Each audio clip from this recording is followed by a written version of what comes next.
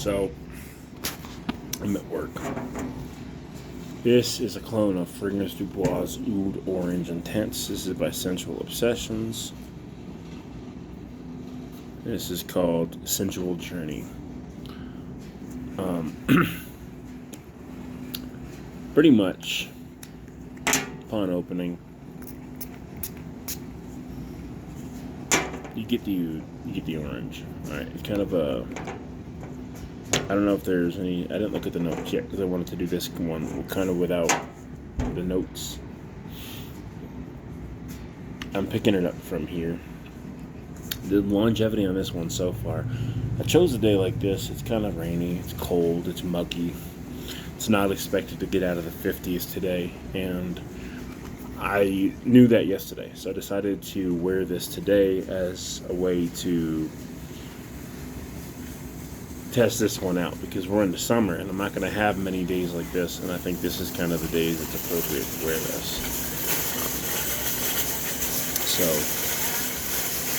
I'm testing it out today, like I've tested it out a couple times at nighttime when it's gotten cold.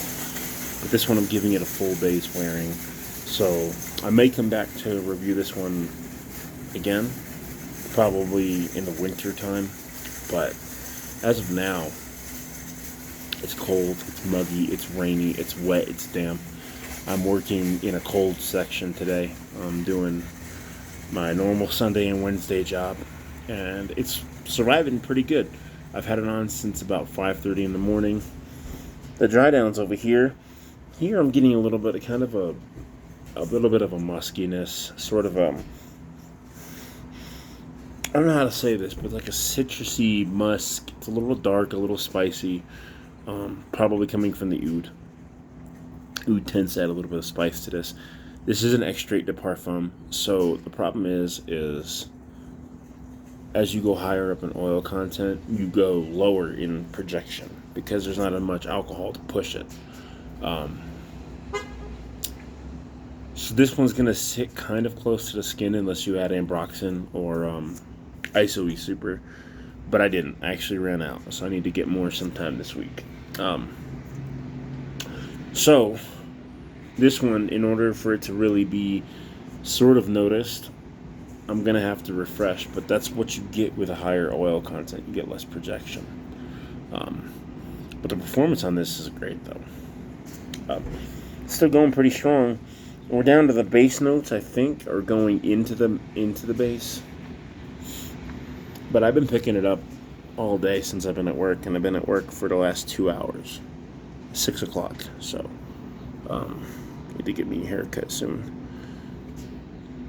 I'm still picking up a little bit of the orange, maybe from the spray I just had.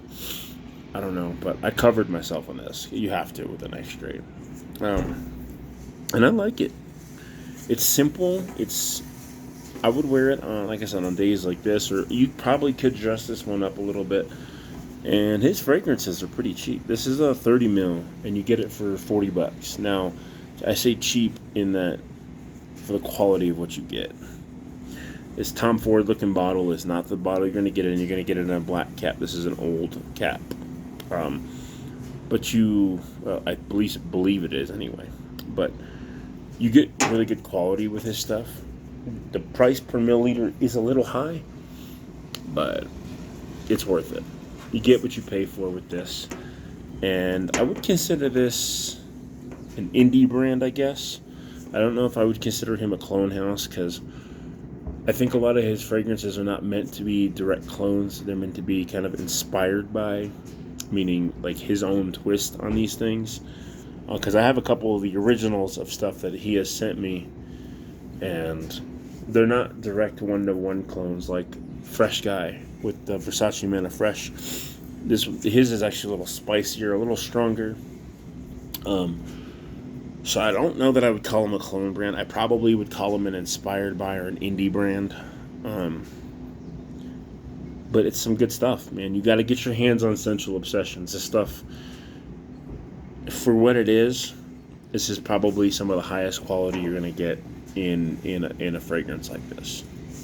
Later.